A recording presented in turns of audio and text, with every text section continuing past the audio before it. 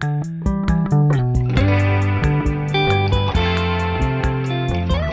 should have gotten a themed intro. That's kind of more like Top Gun, you know? You're saying that because you watched Top Gun. Yeah. And now you watch. I watched it twice.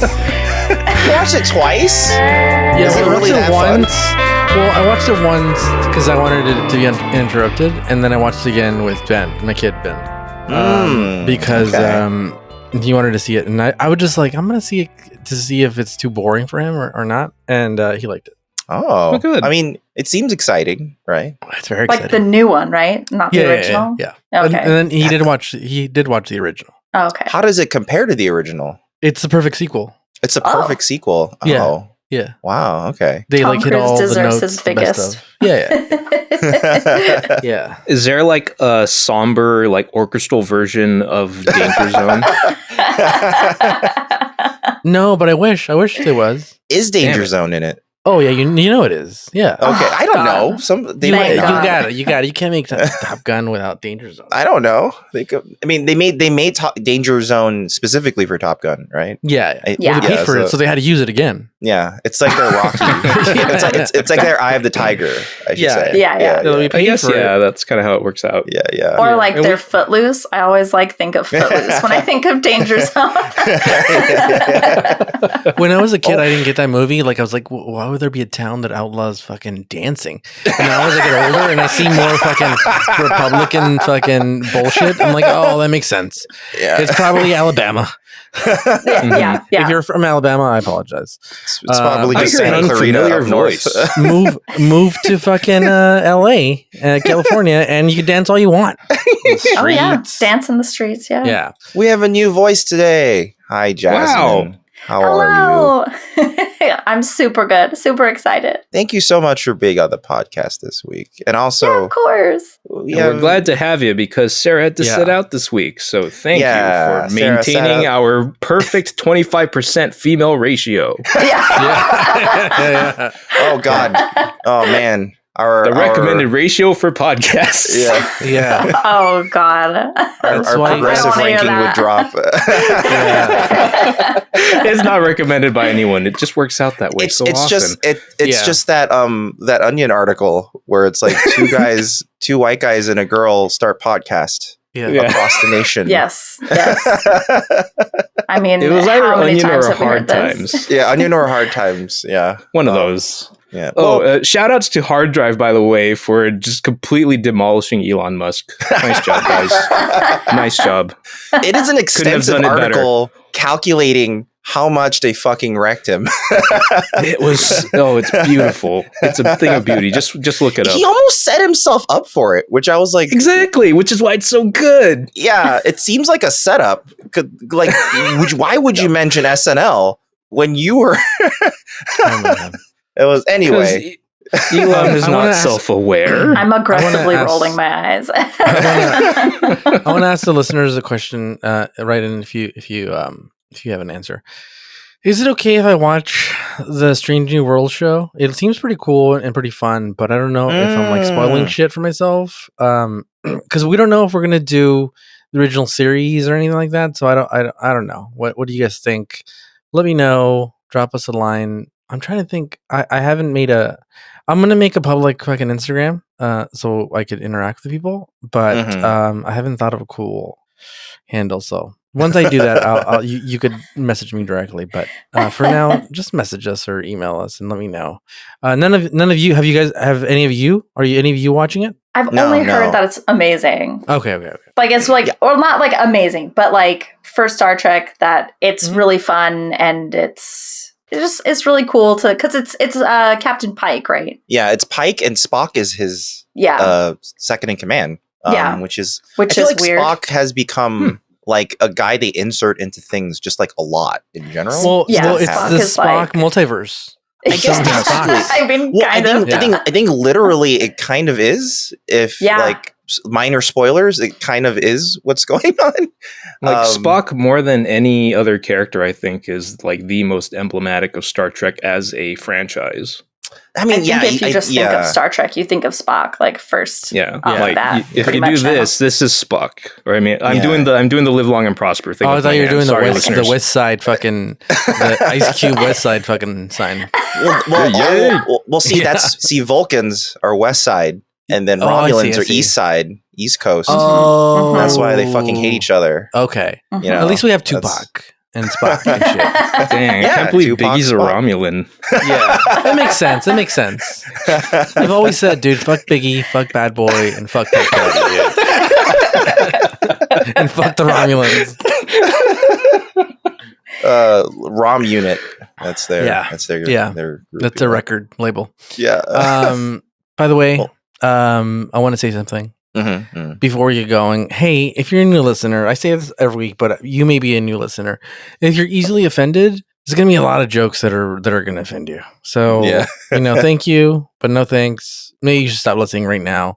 If you're not easily offended and you like to laugh and have fun and Or if you know. love to be offended. yeah. Oh, if you like to be offended, then Some keep people listening. are just into that. Yeah, that's true. They That's won't true. stop I mean, some seeking people out things to are be offended really. by. Yeah, like Yeah. I'm sorry. I just want to just share a screen cap I see really quick. I just shared it into our group chat. I'm gonna send it to you too, Ricardo.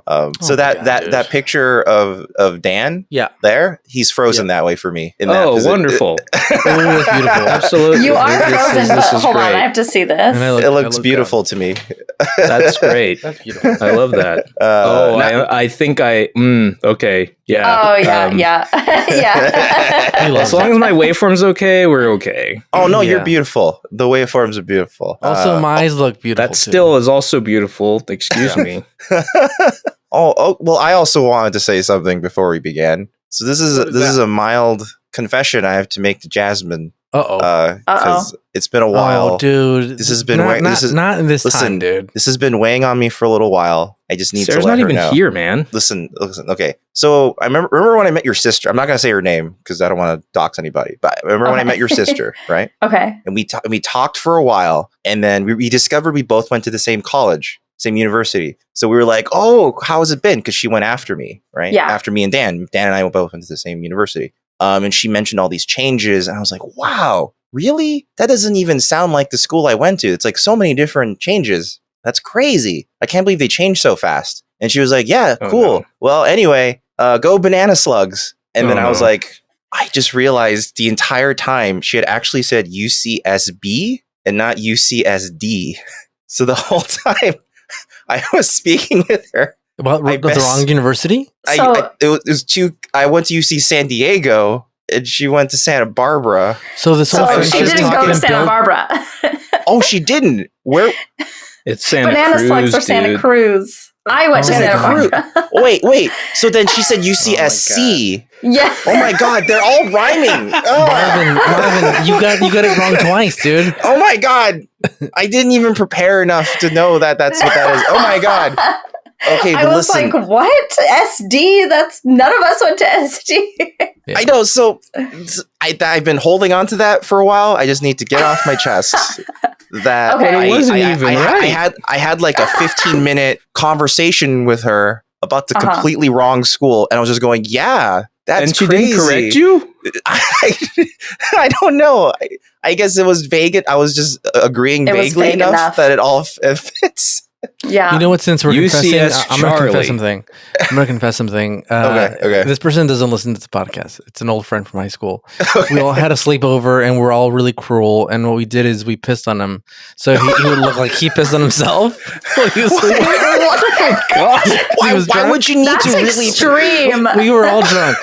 Well, we thought it was more Okay. authentic. It was more authentic if he like went like, "Oh my God, it does smell like pee." Oh God! So we peed on him, and he woke up, and we woke up, and he was wearing different clothes, and we're like, "Oh my God, he changed. He really he thought he pissed himself." Oh God! And Are then, you sure and he then we doesn't never listen talked to this about it. podcast?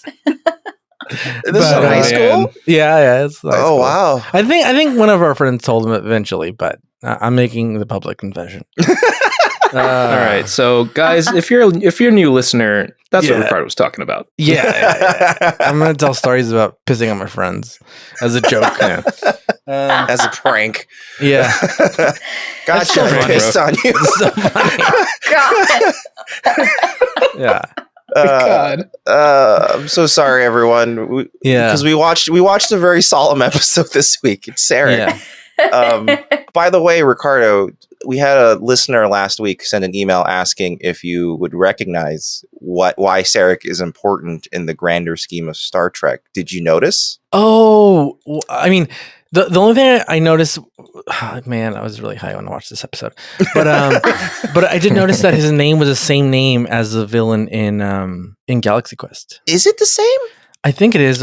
Is it? Oh wait, Let's look it up. We watched Galaxy Quest. I know, and I've already forgotten. I've forgotten all of Galaxy Quest. It's Sarek. He's the villain.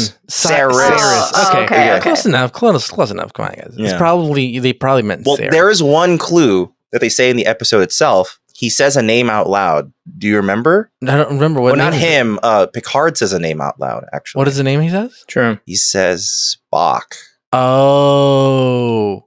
I thought it was Truman Capote. He's like, Truman Capote, do you remember him? He's like, the guy with a really soft, like high-pitched voice? And so he's Spock's dad.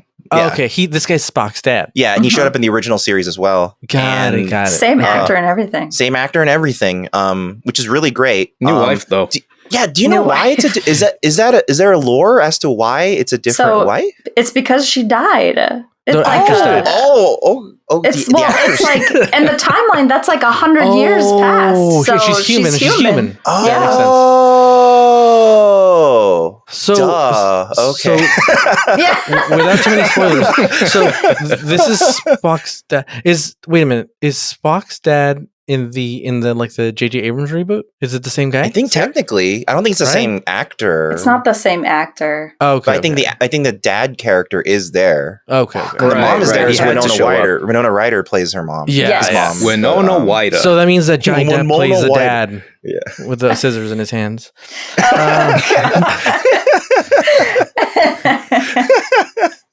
Okay, Sarek. Okay, well. Okay, you know what? You know what? Okay, so I watched it as a two-parter. I did. I watched half of it last week, half of it this week. I wonder if I watched. Was in the first half where you talk about who he is? The Sarek. He doesn't even talk about it. After the mind meld thing, Picard is like reliving his emotions, and his emotions are like he feels so sad about not connecting with his son and his wife. Oh, yeah. It overflows. Yeah. I guess this is what Scott was saying, that Vulcans are actually like a storm. They actually are secretly a storm of emotions. That's what that are actually even more powerful than human emotions, which is you know what, this is very apropos, this episode, for a couple of reasons, but one of the reasons is I feel like that isn't like the thing right now is like, it's I read this, so I stole this. I didn't make this up, but and he's like, it was like a meme that said like, guys will do anything to not go to therapy. They'll start a podcast. and I feel like it's true. He's basically like just like a magnified human. Like he's feeling all these emotions and he just doesn't want to fucking talk about them. He's like, I'll just fucking suppress it. Start a podcast. I mean, that's Vulcans too. They suppress it. Yeah. That's a whole species based on it. I mean, that's where they diverged, right? That's why Romulans were like, we're not going to suppress it. We're going to live with them outwardly, and Vulcans were like, we need to suppress them because their ancestors were like super primitive, highly emotional beings, and then that's where they separated. Romulans were like, no, we're not going to be all like a tootie hootie, like I don't even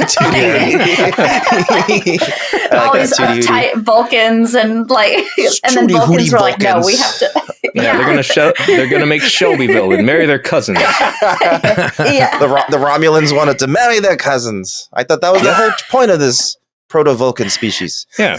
Was there like a civil war? Oh, they hate each other. Civil war. They just hate each other. The Romulans just left. Okay. They're like, we're out. You fucking piece of shit. And they left and they're like, we're going to go fucking get Eric Bana to be our leader. Wait, has there ever been a canonical war specifically between Romulans and Vulcans? I don't know. What is it, Jasmin? I don't think it's a war specifically with just them, but they have been on opposing sides. I mean, like the whole like war that's going on through TNG it's like the Federation and everyone in the Federation against the Romulans. True. It's like Cold War-ish. Yeah, kind of Cold War. Yeah. They are definitely leaning into that era. Yeah, TNG started off very Cold War-ish. Like they were, because that's what was happening at the time. So when they were developing it, so that makes sense. Cold as shit. Yeah, the cool thing about Sarek is it's the first time outside of the Bones cameo in the very first episode where they're willing to acknowledge direct continuity between the original series and TNG, like actually mention characters, bring them up more directly, and have them be like plot points. Because apparently before this, Gene Roddenberry, for some reason, really hated the idea of a cinematic universe. So he really did not want. He got away with a few references here and there. Maybe he's in the future. This Gene Roddenberry, and he time traveled, and he's like, "Fuck this whole fucking Marvel bullshit, dude." He traveled so far that he like already saw the endpoint of all this multiverse crap. Yeah. And he's like, "It doesn't make any sense. Like, is Charlie Cox part of the new fucking MCU? Or is he part of the thing? Is he with Sony? Who the fuck is he with, dude? I don't fucking know. I'm gonna go back." And then he told his writers, "Nothing fucking connects, dude. No cinematic universe." I mean, that is what apparently they were like, "No, you will not say anything to reference the old show. Like, no, this is a new thing." That's crazy. But like, it's like so weird. It's in the same universe, so it's like, of course, they only did like passing references, like in Naked Now, they'll be like, "Oh yeah, the original Enterprise, they got drunk." That's about it. That's all they'll really mention. And then didn't they reference something in relation to Khan at some point? I don't know if Khan's a thing yet. Is it from King of the Hill? Or did Dr. Soong have any relation to previous characters? Dr. Soong wasn't. I don't think there was any reference in TOS to him at all or anything. Okay. But what about Sex Planet? Is a Sex Planet in the original series? There are many sex planets. In the original? There are many. It's not, what's it called? Ryza? Ryza is mentioned. It was mentioned before TNG, right? I don't know if Ryza specifically was, but there are definitely a lot of planets that are like similar. Oh, okay. I mean, we did bring up how in that in the Justice episode, the wardrobe was by one of the original TOS people, which is why they looked like they were on the set of TOS. Yeah. Oh, look at this nostalgic loincloth look. Yeah. Well, they don't use enough oil. You got to use more oil on the show. Look at these unflattering, skimpy outfits. I know. Look at these teenagers with full chests of hair. Yeah. This teenager, he's not 35. He's definitely not just a 35-year-old. He's not on his fucking second mortgage, upside down on his second mortgage. fully matured at that point. Oh, man. Kids today can't grow any hair on their chest. Sarek. I know I can't. Me neither. That's the confession we just made on this podcast. Brought to you by VPN. Or VPN, if you want a sweet, smooth choice, then I'm sorry. I thought we were going to segue into from the smooth chest of the goddamn VPN. No, we have a structure, damn it. Sorry, I apologize. I thought this was a perfect goddamn fucking segue. They got a little whiff of the VPN, but right now we know that Sarek first aired on May 14th of 1990. So Dan, would you like to take us around the sun? Are you okay with it? Or Common? Does Common want to do it? Common. I'm not really feeling it today. Sorry, guys. All right, let's do it. I'll come back and rap for you some other time, I promise. All right. I'm sorry, Jasmin. If you're not already listening to this podcast on a regular basis, that is the weirdest fucking shit, and I'm sorry. I've been catching it here and there, but not Common. I'm sorry. Common sounds like he's from the 1950s, like for the Chicago area in the 1950s. Yeah. What are you talking about? I'm the hardest rapper there is. Come on. Sounds like my gruff. Oh my god. And that's how you solve crime.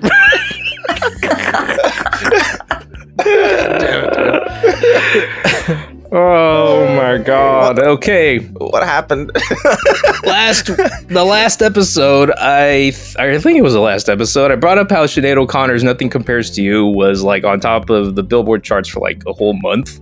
It was finally toppled by Madonna's Vogue this week. Okay. That's good. Classic. That makes sense to me. That makes a lot of sense to me. Makes a lot of sense. It does. And okay, so since it was a bit slow going in finding like actual like news stories that interested me around this time, I went back to The Simpsons. So here we go. Remember when I talked about the series premiere of The Simpsons the previous December and how that Christmas premiere was technically the 8th episode in production order and that the show's premiere was actually delayed because of animation issues? Well, on the 13th, the day before Sarek aired, they finally aired the first production episode after having the animators in Korea redo 70% of it because it was so messed up that first time. So anyone want to guess which episode that was? I feel like it's the one where they go for frosty milkshakes. It might be, but okay. It was Some Enchanted Evening, the one where the kids hired babysitter Mrs. Botts. Turns out to be Lucille Botzowski, the serial larcenist. The one lady with the blue hair. Yeah, it's a really ugly episode. It's such an ugly episode. That whole also like the one kind of episode ugly. ever. It's also like the only major time they really pushed the happy little elves as like a thing in the show, and they kind of dropped it after that. Oh my god, yeah, that is it. That was like a thing, and I do remember that very distinctly. It's just never ever referenced ever again. Yeah, it's that one song. Now I have a confession. All right. I've never seen The Simpsons. Ever before? Well, no. Well, it is difficult to start now, admittedly, because if you watch modern Simpsons, there's like a 50-50 it's easy shot. to recommend It's easy to recommend starting from the beginning and just stopping when you stop feeling it. That's basically that's kind of what I've heard. That's my recommendation to any person who's never seen Simpsons and wants to try starting it. The first season, definitely rough. If you want, start from season 2. Season 2 is a lot of fun. It's the season 2 is sentimental season where like they did and a lot of writing. if you're listening to a TNG podcast, season 1 being rough is not a strange idea. No, not at all. No. Oh my goodness. All right, moving on. My last bit for the trip around the sun. In my searching, I actually happened to stumble upon a recording of a local Chicago evening newscast on the exact air date of Sarek. And hilariously, they used an interview with Sylvester Stallone by Gene Siskel at the Cannes Film Festival as like the hook to keep you watching till the end of the broadcast. And it was like just like 5 seconds of him plugging Rocky 5. Yeah, watch Rocky 5. It's gonna be great. I don't box in it at all. And then after he was done, the newscaster is like, "Is that 5 or 25?" Like shit! They already had nothing but contempt for this series of movies by that point. It's amazing. But Rocky they were roasting it before it ever even came out. I mean, is that because I also couldn't understand him? Rocky 4 was fun. 4 was fun. Yeah, the Russian 5. guy. Yeah, well, they didn't know it'd be bad yet. True. 4 is the best one. Thinking like 4 is the best one because it just consisted of like 5 montages. You know what? It's like dialogue here, I can see that argument. Montage, Easy. Montage. The funny part I get what you mean by that. I love they were very like, okay, Russian training, technology, like almost illegal technology. And Rocky training is like he lifts logs and he lives in the forest. And they really wanted to drive that metaphor home. So when he has a mansion, he has like a robot butler to show that that's bad. And you're like, this is... Rocky is a sci-fi series now. Like, no, the robot was something Polly was trying to fuck. He's just a goddamn pervert, Polly. Polly seems like a huge.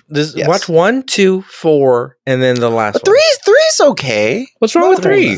Three's okay. You see Rocky. Okay, first of all, 3 is where Eye of the Tiger comes from. So I know, that's kind of important. Because of Hulk Hogan, but like we can get rid of Clever. Okay, he's okay. You see, Apollo Creed and Rocky running in the waves with their half shirts together, and they hug. It's great. I guess so. That's a great montage. Wait, what do you got against Mr. T? Yeah, Mr. Oh my god, dude! Now I'm gonna get hate mail, dude, from Mr. T. Do you not love your mother? Great.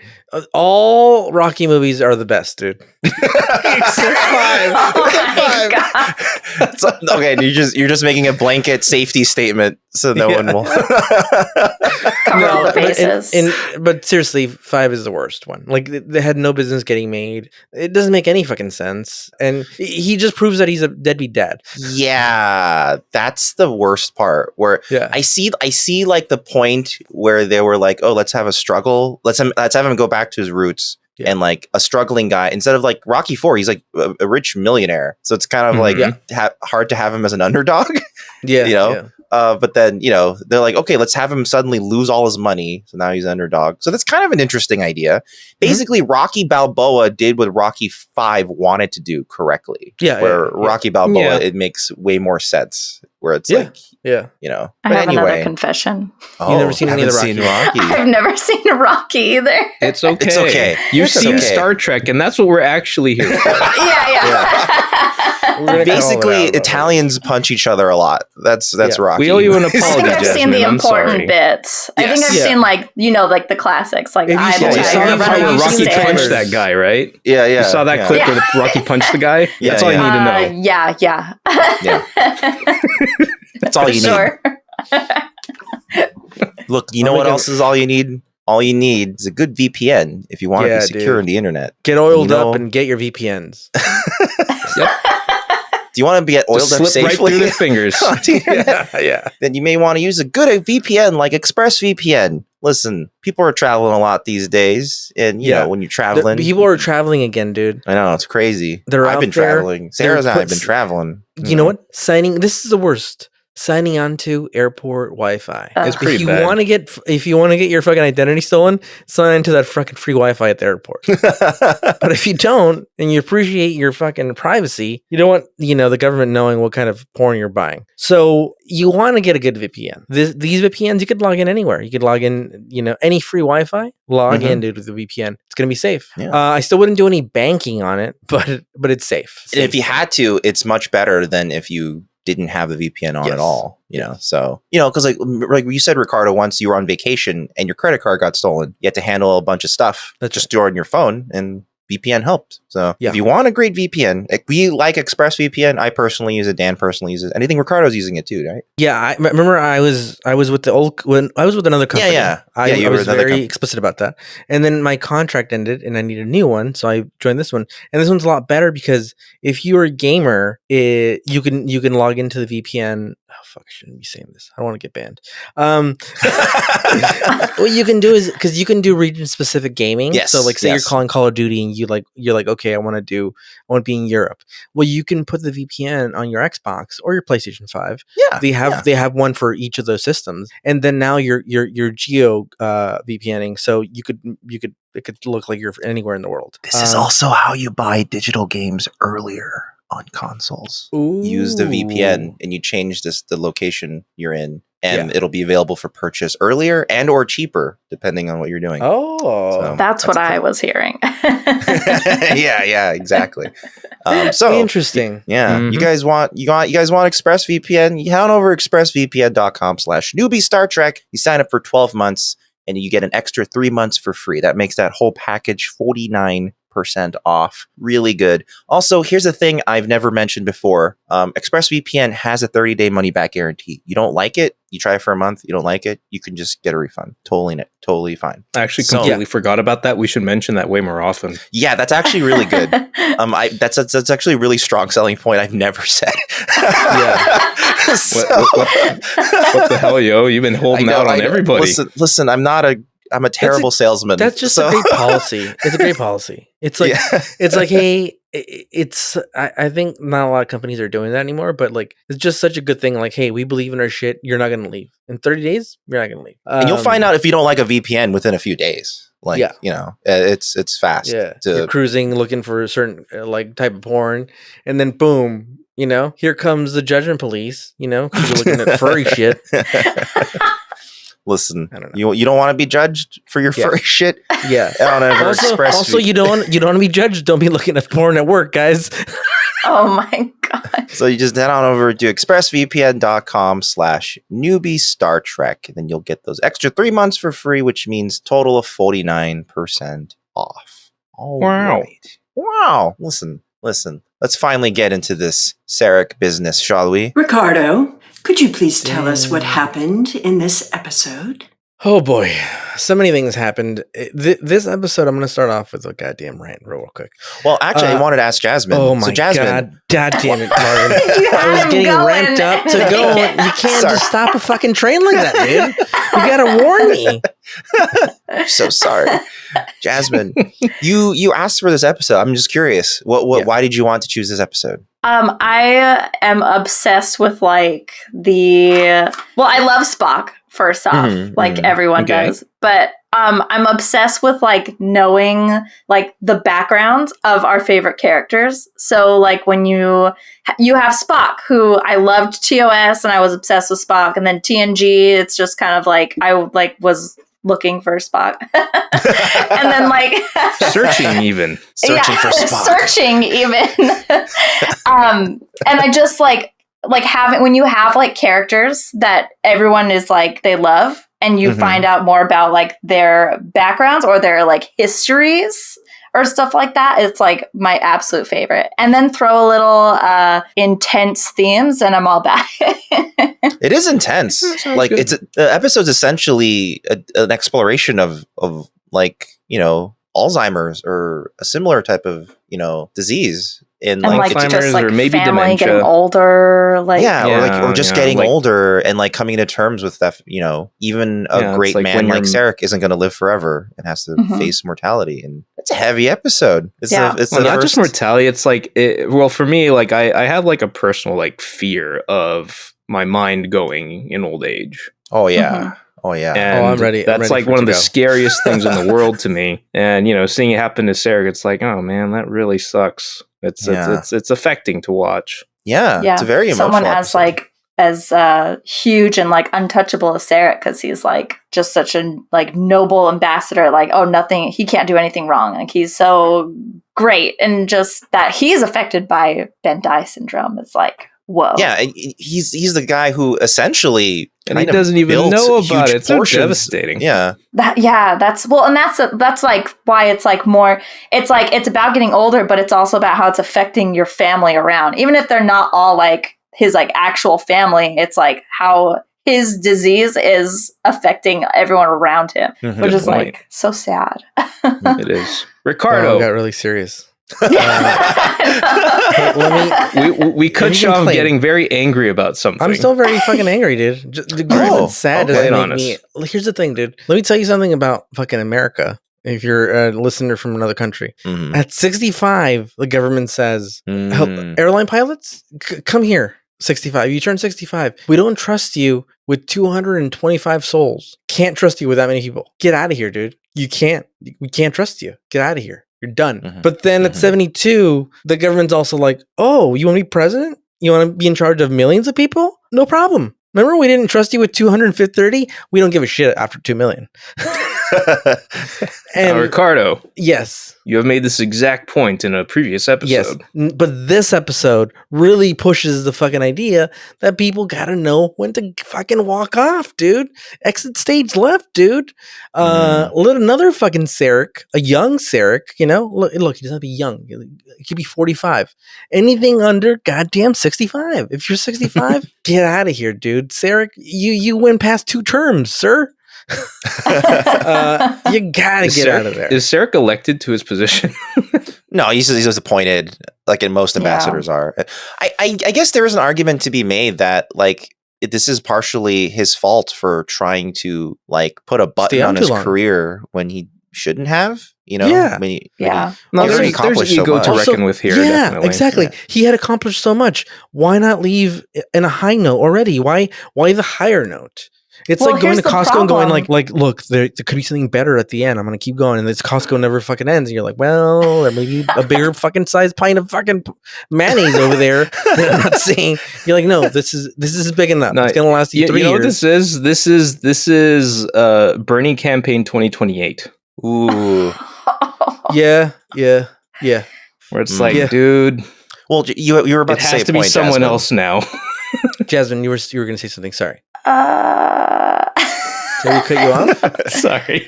You Wait. start off with Sorry. here's the thing. Oh, Yeah. that's right. I got it. So the thing is, though, is that Sarek tried to make this like treaty or whatever they were sitting down for like 95 years is like why he had to. So he was like, they only have been seeing me for the past 100 years, so I have to do this. Like, this has been a century of negotiation. Yeah. No, yeah, they do bring that up, how, like, yeah, it's been him this whole time, and it's got to be him to close it out, because that's what, like, because they're picky. Who they're negotiating with expects. Okay, I legitimately missed the point that this is a century of negotiation. That puts it in a pretty different perspective. You know what? You missed that part. Oh, boy.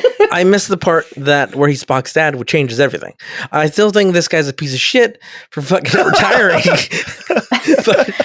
but now this guy's definitely got an ego, though. He's probably not like the best around, but you know, he's Sarek. Is there a species that doesn't have an ego? Not any species that starts talking with each other. God, I guess like as I'm thinking, I feel like they all have such intense egos in different ways. Even like the weird like crystal the entirety of Star Trek is us looking at every alien civilization going, we're not so different, you and I. Yeah, we're all pieces of shit. Yes. We have to drag all the space down to our level. Yeah, they're like, Sarek, do you buy your jerky at Jerky Gent? It's like, oh, hello, Klingon Empire. Are you actually all about honor? Oh, no, you're just as shitty as we are. Yeah. Oh, man. You know what? We're just, each fucking season, we're learning that each species is just a piece of shit. So in this episode, we got this dude, Sarek, and he's dealt with a lot of people. He's done a lot of deals. He's a chief negotiator. He's dealt with Lasivarians and all kinds of fucking creatures. And it turns out, spoiler alert, he's Spock's dad. Now, does Spock have a lot of brothers and sisters? He has one brother at this point in canon. Okay. He ends up having later we find out because of the new shows that he has an adoptive sister. Oh. I didn't know he had siblings. That's interesting. Well, they never really talk about his older brother is Sybok, and actually he's in one of the movies. He's like a pretty big part in one of the movies. He's like a Vulcan who has turned his back. Frick, what movie is it? Like, what happens in it? Like, what is... Guy named Marty goes back in time with the crazy hair professor. They have to Sybok is like getting he thinks he's getting these like messages from a god or something that is telling him to do something bad, and then he has to Sybok's a baller name though. Well, he's like a Vulcan who was like, he's full Vulcan because actually his dad is Sarek, but his mom was an unnamed like Vulcan priestess that apparently we're led to believe it was kind of some like affair that Sarek had with this priestess. Oh, shit, side piece. Pre-Amanda. But just like they were not supposed to get together, and then they had a child. And then Sybok was like, I can't stand like this Vulcan repression. I'm going to go out in this like niche group and be like full on emotion. I'm not going to suppress shit. So he was Romulan? Interesting. So he's not like fully like Romulan because like now they're like so diverse, they're their own races. But he is a part of that. They're like, they mention it in Enterprise, like the show. Oh yeah, that is like that outcast group, but they don't seem to be quite outcasts and. At this point in time, that's like something they come up with later. And he okay, so I just looked. It is Star Trek V: Final Frontier. 5 that he shows up in, and he literally confronts what he considers to be God. The one with Tom Hardy? With Tom Hardy? No, that's the one where. Brother? No, that's the one where he puts spikes through his own guts to show that he can't feel anything. So. It's a little different in terms of emotional impact. Well, now we know Spock's dad fucks. So Sarek, he's a gentleman's gentleman, and he's a Vulcan, and everybody's like, "Oh, he's fucking Sarek's coming, dude," and he's got a goddamn fucking human wife, dude. Perrin. Yeah, I was close. I was very close. And so this is his second wife, and so you're saying that that makes a lot of sense now, because I was like, whoa, fuck, this guy like just loves him and leaves him, but it makes sense that if they're human wives, then they just last. You think he does it on purpose? because he's like, this one will die soon. So in his eyes, you know. Wait, Oh my God. That's so sad. He's like, I only have to deal with her with like 60, 70 years, and then like it'll be done. Wait, just quick checking because I don't always know these things. How often are Ponfars? Every 7 years. Okay. So if you're married to Sarek, you're only getting it on every 7. Well, they do have sex without the Pomfar. Oh, It's they just do? the Pomfar is like, yeah, that's like a common misconception. They I'm do glad have you're sex. here to dispel this. For me. Yeah. Well, because like think about it, if they just had the Pomfar every 7 years, Vulcans would at this point in time just all be like the same age, 7 years. That's what I thought. That's true. That's true. That is a very good point. I actually thought. Well, the other thing I thought is that like they're not necessarily all synchronized every 7 years, but like True. they're all offset. Oh, and they're on different tracks. Like track A's got to fuck this week, guys. and then my question was going to be like, okay, if that's the only time they can have sex, how does she survive? Considering Vulcans are like horrifically strong. I know. So he probably just goes in a room and beats up like a wall or something, right? While that's happening, I guess. I don't know. Like, cause it's weird because it's like, oh, it's a mating ritual, but then they also are like, well, they can get through it with like intense violence or intense meditation or something. So it's like it's something to like release the emotional buildup they have from, I'm assuming, from suppressing all of their emotions. Yeah, because like the main thing I remember, because I've never seen any TOS. So the thing I remember is that in Voyager, like Tuvok is off in the holodeck being like, and they're like, yeah, he's doing this Ponfar in there. Like, don't go in. He's fucking that place up. We don't want to know the details. He's over there aggressively fucking eating, dude. Getting his fucking demons out. Basically.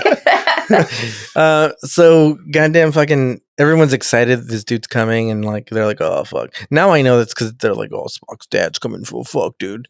And everybody like even like what Riker, he's like, man, like I studied this dude. This dude knows how to fucking do things, dude. And they're wearing their weird uniforms here. They're like long shirts. Like they're almost like Porky Pig in it. Dress uniforms. Yeah. Yep. Unfortunately, it doesn't seem like they like retailored it for Jonathan Frakes. It looks much tighter on him now than it did in season 1, and I'm not sure if it's like something they messed up with this uniform. It's realistic, or the lighting is just not flattering. Like, maybe they it want just it to has be the tight one- on him. that's also true. Yeah. Wait, you're saying that it's too loose on Jonathan? Oh, it looks really tight on him. Like his pecs are like. I think he like worked out or something. The top, but the bottom section looks perfectly fine. It's just I guess so. Yeah, that's true. I like, you know what? I dig the. I'm just imagining the body. I can see the body, and I'm imagining it. I think that's what they wanted. Yeah. Keep staring. Yeah. There's like these Middle Eastern shirts that are really long shirts, and then you wear pants under them, and I dig them because you're like, you don't know where my waist starts or it ends. None of your business, my man. I'm gonna wear this long shirt.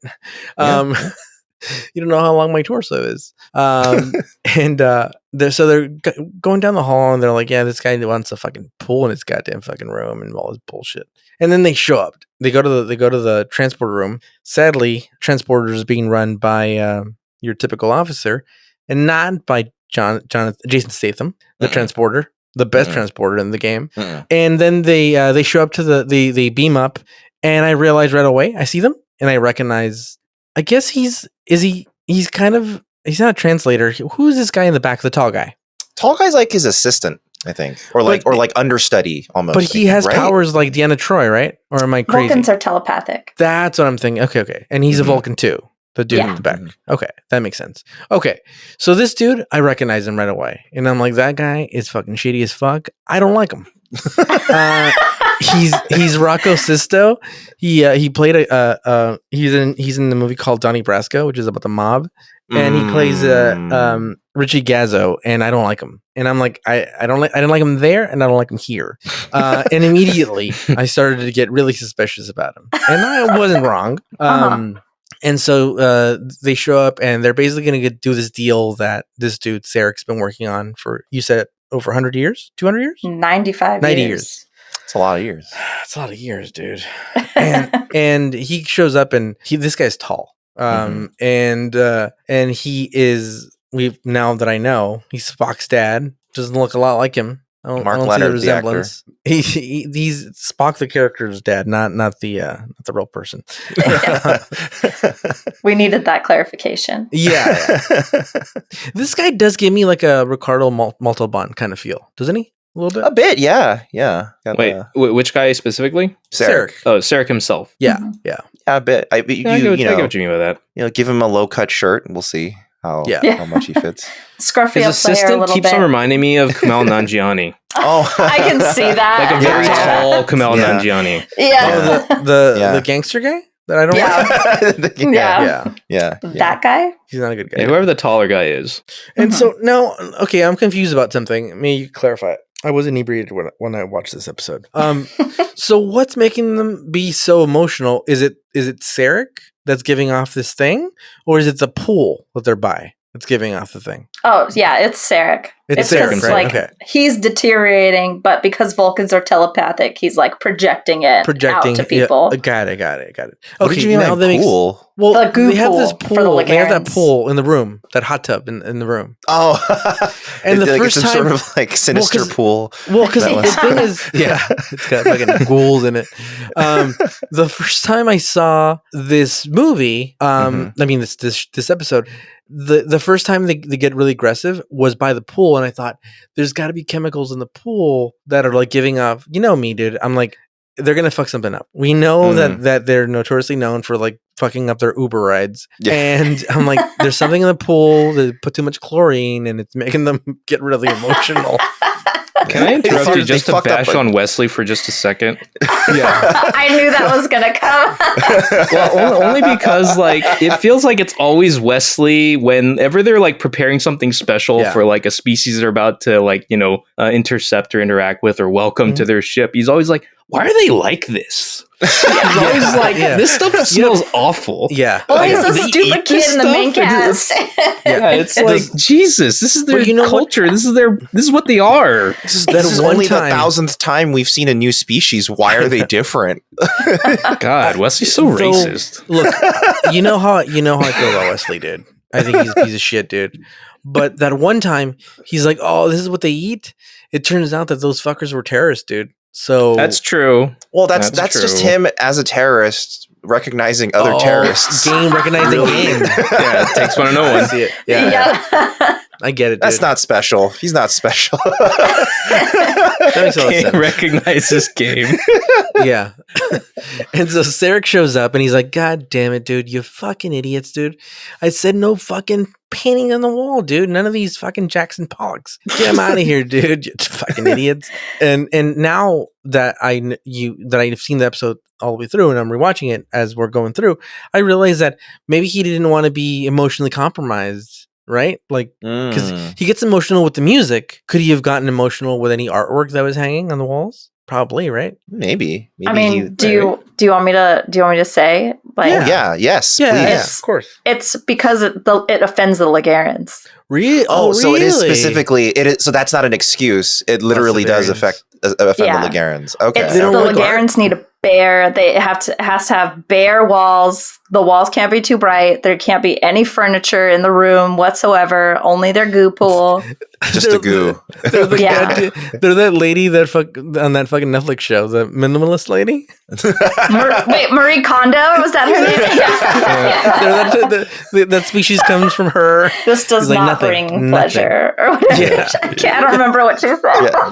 Their entire planet only does this not tank. spark joy. Yeah. Yes, that's what it was. Yeah. Joy. Only this You tank gotta sparks spark joy. up that joy. Yeah. If it ain't sparking, don't keep it. Yeah. Yeah. So they're a bunch of those people, and she's like, I don't like this. You gotta get rid of everything. No fucking colors on the wall, dude. That's crazy that's what they're offended by. They're like, "You fucking pieces of shit, dude. Easy there, I Wesley. see a coffee table. I see a coffee table."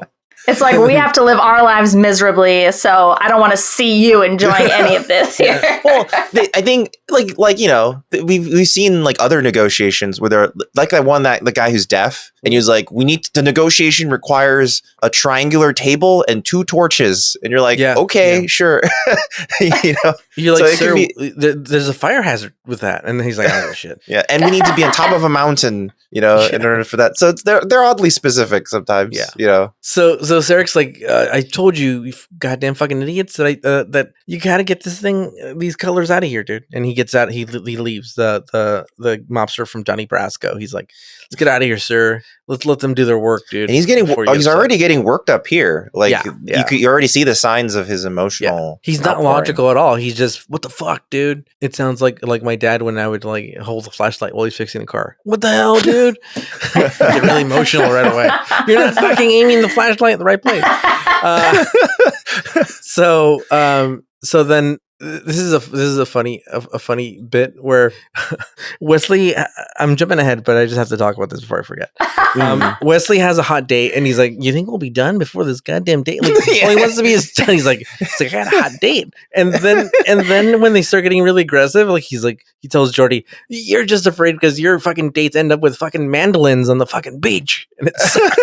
Oh no! He specifically yells at him. At least I don't have to go to the holodeck to get women. And that's even more devastating. It gets kind of raw there, and I kind of like in their like confrontation there. I'm thinking like, is there like an element of amnesia to this, or like are they not themselves? I'm trying to remember if there's any reason why like this would all be water under the bridge later on. Yeah, like they never said like by the end of it they've said what they've said, and those are some pretty hurtful things. Mm-hmm. Yeah. Maybe they talked it out. I mean, Deanna did say a bunch of people came up to her, so maybe she started mediating, and she was like, "Listen, like, and I guess it's just like Geordi's reputation, like amongst the crew, to be like the guy who spends all his free time with Hollow Girls. Couldn't be me. Couldn't be me." Oh, well, that episode already passed, right? Where he was like super in love with that. Okay, yeah. Or like, he was trying to fix the ship, the booby trap episode where it was like the Chinese finger trap. The harder they worked, so yes. Oh yeah, dude. And he essentially fell in love with the woman who was the ship, which is interesting. It's still my reading of that episode that it's the ship that was coming on to him. Oh, okay. I think the ship was coming on to Jordy. Strange things have happened, dude. In there. Mm-hmm, the stranger tried to pick up on Wesley, so weirder shit has happened. It wouldn't be the first time the holodeck successfully traveler. manifested a living entity. Yeah, that's true. Yeah, with its own, So then Picard's like, "Hey, I'm gonna go visit these people. I'll be back, dude." And then he shows up, and Sarek's wife's like putting shit away, and he's like, "Hey, I'm here," and she's like, "Well, my dude's meditating, so you can't disturb him." And he's like, "No, baby, I'm here to see you." And I thought, oh my god, fucking Picard's gonna have an affair with this lady, dude. Immediately I went there. It does kind of feel that way, right? The way the scene plays out at first. I came to see you. He's like, "No, I came to see you." Like, that first instance, it definitely is the vibe there. Yeah. And then he invites her to the goddamn concert. He's like, "I just want to, put it out there. It's gonna be a concert." And then she said, "You know what she said?" She's like, "Well, I don't think he's gonna show up because he hates anything with like emotion. So he's not even gonna get it. He's not gonna get it. So he's not even gonna show up, Sarek. But I might." And so I felt like there was something there. Like I was like, "Oh, did you think this would be the conflict of the episode?" Where, like Sarek's like, "You fucking piece of shit! You stole my lady, dude." And then he's like, "Wink, wink." I was done with her. I was gonna get another human lady. Sarek is a piece of shit, dude. So plus he's really emotional. So she's like, "Yeah, I'll probably be there." And Picard's really excited about like he's like, "Oh, it's gonna be Mozart. It's gonna be the best, dude." He loves Mozart. Yeah, Sarek loves Mozart. Yeah, we're gonna be handing out fucking tea. It's gonna be great. And then it's a scene, and then it's the next scene is the scene with Geordi and fucking and what's this piece of shit? Wesley fighting, and they're fucking throw hands. They're gonna throw hands, and I was so excited. I was like, oh my god, Jordy's gonna. I think fucking I legitimately Wesley. think that's the best performance that Will Wheaton has given on the show Yeah. so far. Yeah. I really Yeah. believed his anger. I was like, Yeah. wow, this is really intense, actually. Yeah. Yo, this is what Stella Adler was talking about. So No, man. as they're about to throw down, fucking Riker shows up and he's like, what the fuck's going on here? And he's like, nothing, dude, nothing. Calm down. And he's like, there's nothing wrong here. But Geordi does not let go of that. I assume a day after this, he was like, hey, we got to talk about something, dude. You almost got your face bashed in, my man. Next time you talk to me about my holodeck ladies, I'm gonna fuck you up, dude. And especially because Wesley's got nothing. Look, Geordi's not the tallest or toughest guy, but he'll give fucking Wesley a beating. And Wesley's a tiny little thing. Yeah. So then they have like Geordi can identify his weak spots with the visor. Yeah. And also, if you accidentally punch that visor, that would probably fucking hurt quite a bit. Oh yeah. Like your fist, or you mean your eyes? The fist. Punching it. Yeah, okay, probably fuck up his fist if you try to punch that. Yeah. I mean, if you specifically target the visor, which is it's pretty dirty to do so, but that's probably your best strat to take it off against Geordi. Get rid of the visor. He's blind. Yeah. Well, you wouldn't. Yeah. Hitting a guy with glasses. Well, no, because doesn't Geordi have like enhanced senses like Daredevil? That's just some lore you just made up. I thought that was the thing. No, his visor gives him predator vision. That's it. I know that. Yeah. I know that's the best Gene Roddenberry already saw the future and said, no Daredevils. We don't want to give him Daredevil powers. Which part's canon? How much is canon? Is it Sony? Is it Marvel? Who the fuck owns it? Is it Netflix?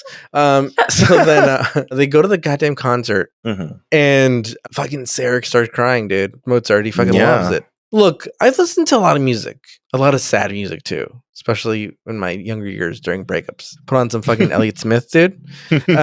But I can never cry for music. I've never gotten that. I think. You haven't? Well, I cried once, but because I realized I was drunk and I realized Johnny Cash was dead.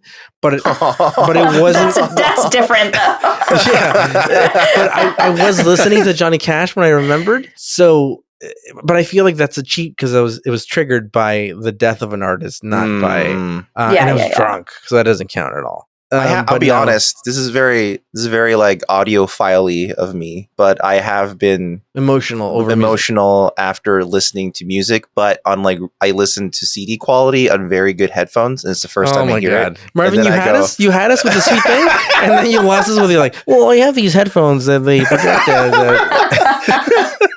Listen, I have these Fostex TR. They're. I'm not going to knock it because I would like to experience it before I actually say something. But for right now, I cannot relate to you. I will say this much. For right now, I cannot relate. I love crying to music. Well, crying to music, that I can do. Just not in that way. It's just so, music can be so emotional. I love it. Yeah. I do too. And I like, for the most part, I like sad music. The bands I like are, like I said, Elliott Smith. But I never, but I think I don't have emotions or something. I'm like Sarek, but for real. Well, no, I think, you admitted that JCVD made you cry. Yeah, but that was a movie, dude. He wasn't singing to me. I think maybe, for example, I cry during movies, like certain movies. Oh, I do too. Cry, yeah. So I guess I do have emotions. Like Bicycle Thieves. How could you not cry during Bicycle Thieves? Or movies like Fast 9, dude. Family. And I've cried reading some books. Like I've read, Flowers for Algernon is devastating. If you read the full version. Yeah, I cried. Man, that book is really sad. Oh, which is the weirdest thing because you're like, I have to keep reading to finish the sentence. But you're like, I could just stop and recover a little bit. But you're like, no, I gotta but then you lose the momentum you've got. Yeah, exactly. That shit I read in one sitting, and I was like, oh god, it's going away again. No. Yeah. When I'm gone, please make sure to leave Flowers for Algernon. And you're like, that's the title. And you're like, oh god. Oh man. And so the band's playing, and I'm legitimately slightly teary right now. Remembering the book. God damn it, Marvin. It's okay, man. I cry at Elite Beat Agents on Nintendo DS. I did cry. I did cry playing The Last of Us. Oh well, of that is course. that is Twice. quite effective. Twice. Yeah. In the I was beginning and then done by just the intro. Yes. It's The worse intro if you're a definitely parent, God. I think. Yeah. It's worse if you're a parent. Yeah, Well, I yeah. cried before I had a kid. That's the thing. Oh, Yeah, so play it Yeah. again, it'll be worse. yeah, Oh, you played God. now. I know. Oh man, yeah. So they're playing the concert, and I feel like Data's cheating because he like at one point he's just sitting there, like just like being like a fucking orchestra leader, I but wish like. the listeners could see the motion. But like he's not really playing, and it's like, why are you the one not playing? You're the best one because you are a machine. Like literally, you have no bad notes. Like it's just perfect. And he lets everybody else take a fucking shot at the limelight. But it's so beautiful and emotional that they look over at Sarek and one single tear. Is that a digital tear, by the way? It No, looks no, digital. It looks digital. It looks It looks like digital. Sarek isn't moving at all otherwise. It didn't look Yeah. digital to me. Am I They crazy? totally froze a picture of him. Yep. Yes. And there's like a absolutely. tear going down. Yeah. Yeah. Really? Which is Am like I- am funny I- because like they had said, like I remember reading a while ago that they were like Mark's performance on like that during that scene was like so emotional and so amazing, but then like you see it and it's like a freeze frame of him with It the is a tear, freeze frame. and I was Yeah. like, Oh. wait, I'm kind of confused. Like, like I mean, maybe he just was really good at being emotional and not just necessarily Maybe. the tear part. Okay, I did notice something where it's like in that long shot where like it kind of like tracks away from Deanna like noticing that she's feeling Yeah. something weird going on. Mhm. At first, I'm like, "Oh, this is a cool shot." It's like it's pulling itself around, showing you different characters and how they're feeling. But then it starts bouncing. The shot just starts bouncing and bouncing, and it's clear that whatever they had the camera rigged on was like not stable. Mm. And then as it pulls into Sarek's face, it just can't settle down. And Or if maybe you're that's meant to like look at that his, for like, the tear, turmoil. okay, I really picked up on that. I don't know what's worse, the Genius. Sarek tear or the Batman and Robin movie where Mr. Freeze cries. I thought you were just gonna say the movie in general. Well, yeah, Yeah. yeah. Alfred, is it my way or the highway? That's I know now why you cry. So what? it's from a different movie. I love that shot though. Like when Sarek starts crying, and then you see you see Deanna kind of pick up on something, and then you see a mafia guy just like head out. And Yeah. He's like, oh shit, I'm having like, trouble. oh, I'm fuck, having dude. trouble holding him in. Yeah. Yeah, I thought that was so funny because it was like a line of heads, and he's like he just like pokes out. Yeah. And He's like, God damn it, I feel diarrhea coming on. He must be emotional. So the next thing you see is with Beverly, and this is my favorite scene of the goddamn episode. Oh yeah, I know. it's so good. Yeah. So Wesley goes to her and they're chit chatting, and he's like, "All right, well, I got a date, so later." And she's like, "Well, no, you're going to the diplomatic dinner thing bullshit." And he's like, "It's not an official like dinner, so hell no, I'm not going, dude. I got this hot date." And she's not a holodeck lady. And he's like, "No, you have to go. You have to live up to your responsibilities." And he's like, "Oh, whoa, like, aren't you overreacting?" And she fucking backhands him, dude.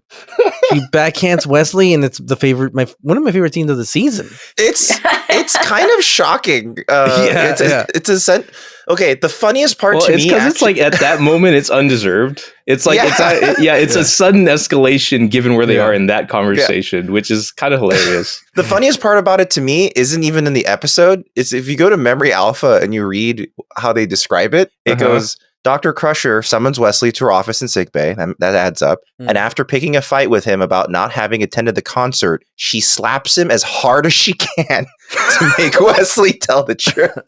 Wait a minute, why would they say it like that? I don't know why He doesn't. Is that based off of a script?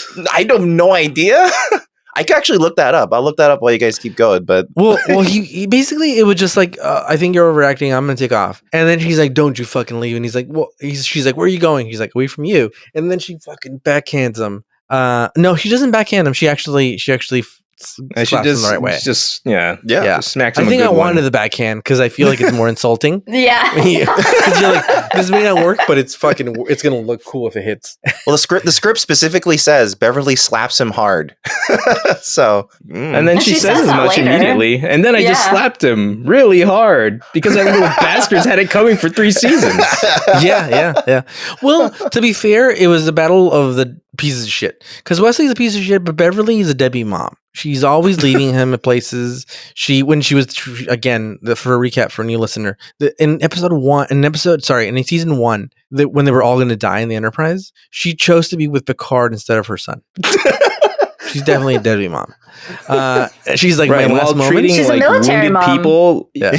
while treating wounded people near like a little kid, she's like, "Oh, you could be good at this when you grow up. If you grow up." Yeah. right next. Yeah, if you know what I She mean. said that out Yeah. loud to the kid. Yeah. I'll never let that go. It's so mean. No. That bedside manner. I know. Yeah. And then there's a scene with Deanna Troi and Beverly where Beverly's like, oh, and then I fucking hit him. She's kind of recounting the story. And I feel like Deanna's not like, whoa, that's not a character for you. That's weird. She's more like, well, maybe he deserved it. She's like, that's the vibe I got. Like, he's like, okay, but give me more facts.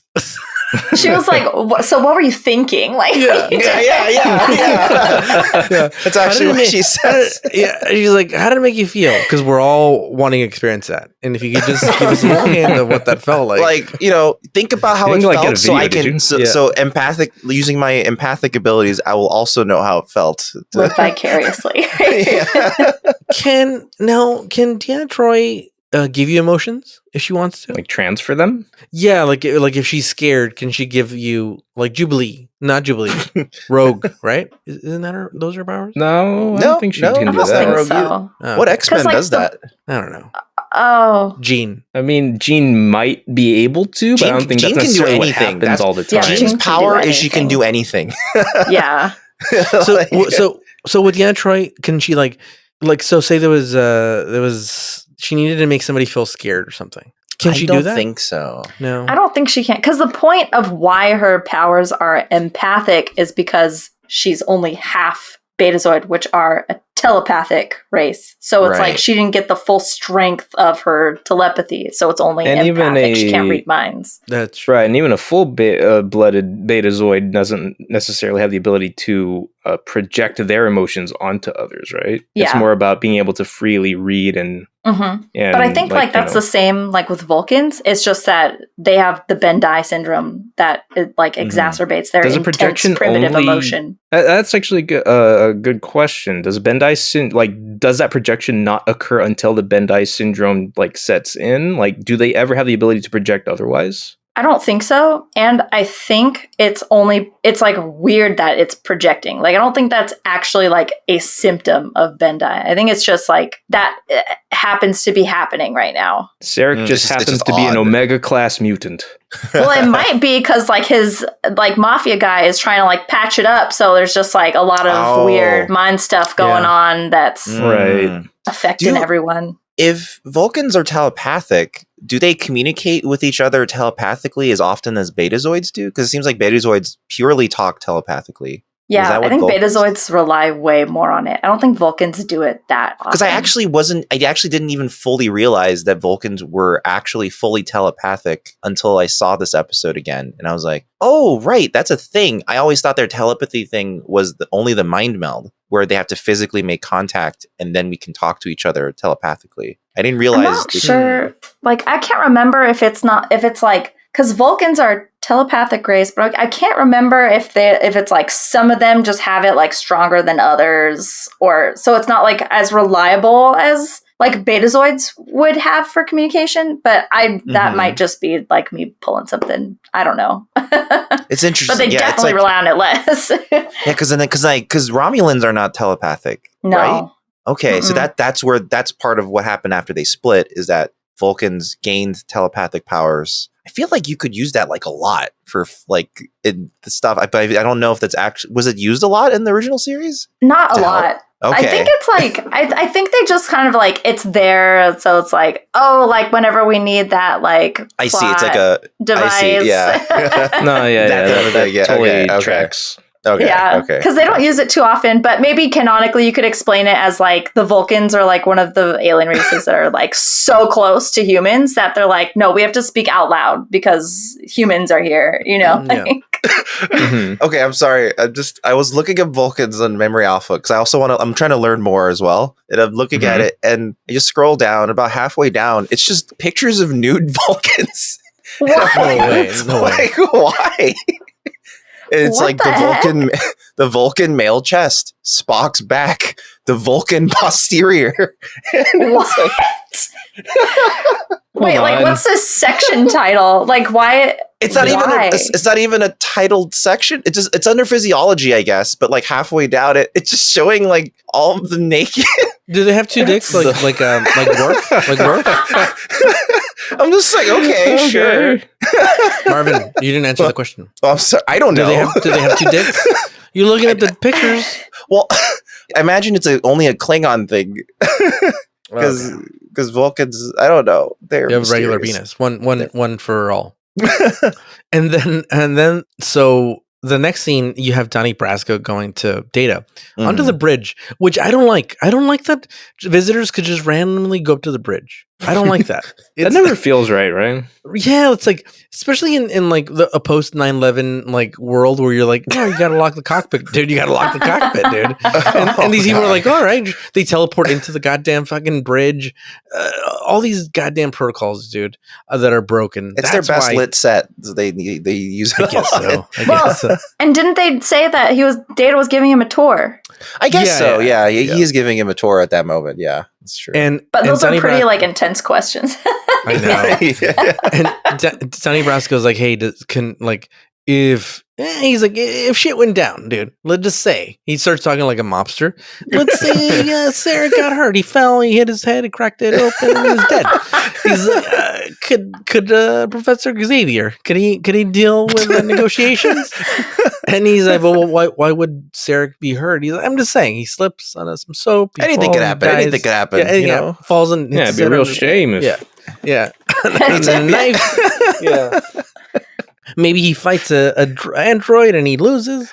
And then and he's like, yeah, the captain. Ships are a dangerous place. You never know. Yeah. You go into the holodeck and you get stabbed in the face with a soldering iron.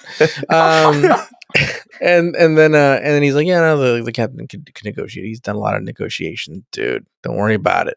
Mhm. And so he's like, all right, cool. And then the next scene is also my favorite scene, which is you have not Scotty. What's this guy's name? This Irish dude, Miles O'Brien. Yeah. Mhm. And he shows up to the bar and he shows up with a gang, dude. I didn't know he rolled like that, dude. He shows up with a gang and he's like, hey, you pieces of This shit. scene's fucking Gangs of New York. Yeah.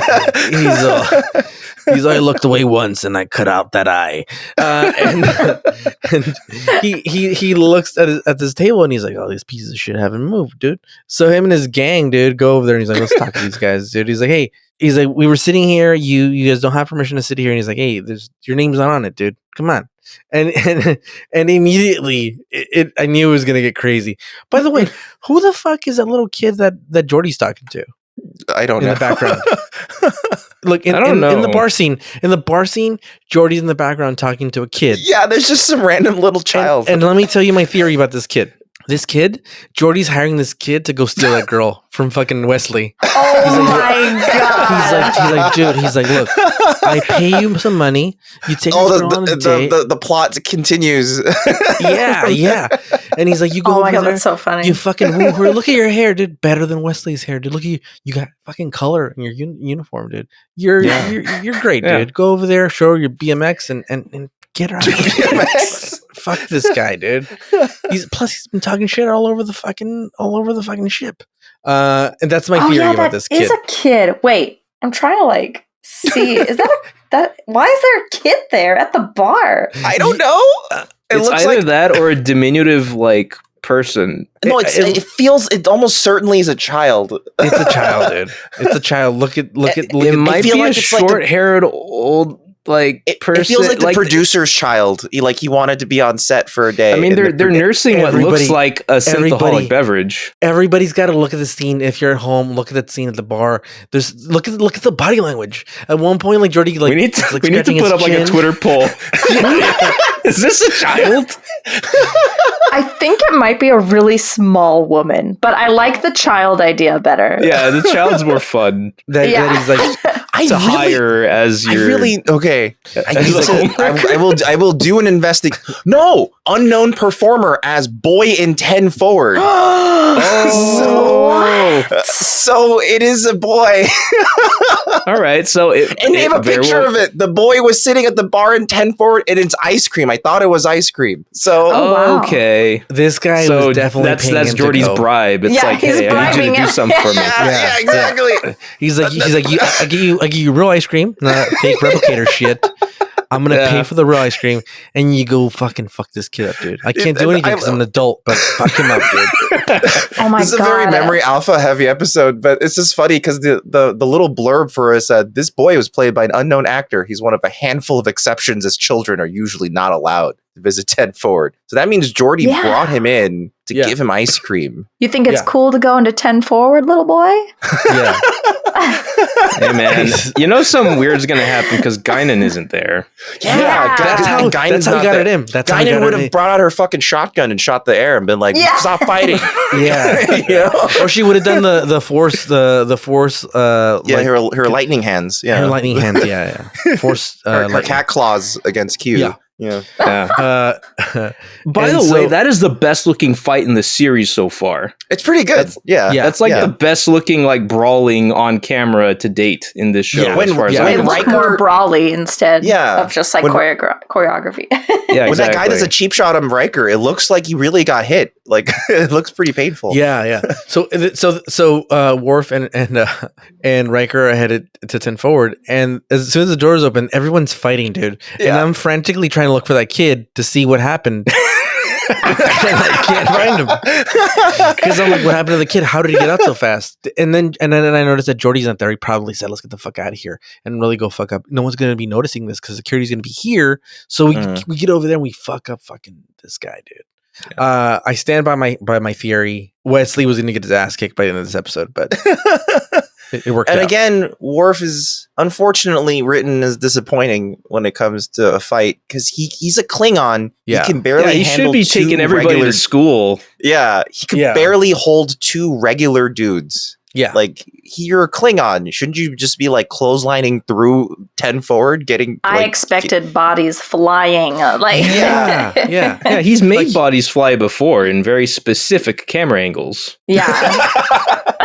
He should have just been in there and backsliding people like into the other side of the building. Props to what looks like Miles O'Brien flipping a dude onto a table, though. Yeah. There's some stunts. Yeah, some like stunts. You know, get back in touch with your Irish heritage, Miles. Well, it's so funny because I feel like the guy that he was originally picking the fight with also was not quite, but almost Irish. It's just like an Irish bar fight. When they confronted each other, I feel like Miles should have been like, "I should sit here. I have the new uniform. You have a season 1 uniform on." That's true. Yeah, I got the nice collar. It's ill-fitting and sweaty. Then there's a scene with fucking Beverly. God damn it. And she's talking about how there's nothing wrong. Like she's like, there's nothing wrong with anybody here. It's something's happening. Something weird's happening. Mm-hmm. And that's when I thought it was a pool still. When I first watched it, I was like, oh, there's something in the pool, dude. Something in that goo that's making him emotional. And then Beverly's the one that comes up with the theory like, oh, maybe he's got McGregor syndrome. That makes you really emotional. and she's like, and he's like, no, he doesn't have McGregor syndrome. And like, yeah, dude, I think this could be it, dude. But this isn't one of the side effects, right? Usually, or is it when somebody gets this disease or whatever it's called, this syndrome or whatever it's called? Mm-hmm. Do people start? I think we touched on it in the beginning of the episode, but is that normal for him to be like giving off all this emotion that other people get emotional? I don't Or think is that's just- like it's just- classic. Okay, Yeah, it's just I think that's just like a random. It's different to thing. him. Because like the way she like Beverly described it, I feel like it was just like it seems like in this case he's like projecting it randomly, like it's not necessarily a symptom of Bendai syndrome. I just read why it's unusual, because usually a dangerous side effect of Bendai syndrome was the loss of emotional control could be telepathically projected to others. Vulcans were able to resist the emotional projections. Oh, So I'm assuming if it happens when in Vulcan society and the Vulcans aren't traveling around outside of Vulcans, they'll be like, oh yeah, he's doing that thing and we can control it. But they're on a ship where no one has any control that Vulcans do. So I guess that's Except why the one guy trying to hold his mind together. Yeah, exactly. well, so he's being shady as shit, dude. It's becoming a madhouse as a result. Trying to open that club up in fucking Miami without Donnie Brasco. Mm. So anyway, the captain talks to the other aide. The aide who isn't, he's not a Vulcan. He's just a regular normie, right? Normie human. Yeah. And he's like, hey, so can we postpone? He looks like he's got like a sash that doesn't look like a Federation sash. Is it just It looks is he like a guy just hangs out with Vulcans? It almost looks like he's got an address typed out on the side of the sash. He's like, oh, this is my address, so I don't get lost. It looks like a 2 and a 5 and a 3. It does. So then Picard basically goes, hey, is it cool if we postpone or move this? And he's like, no, dude, he's been dealing with this thing and trying to get this set up for years. We're not going to fucking postpone, dude. We're going to do this. Mm-hmm. And because he tells him, like, what if this old timer has this McGregor syndrome? And he's like, well, no, it's something else. I heard Beverly Wesley is the worst fucking goddamn fucking doctor in the biz, and he wouldn't have been wrong.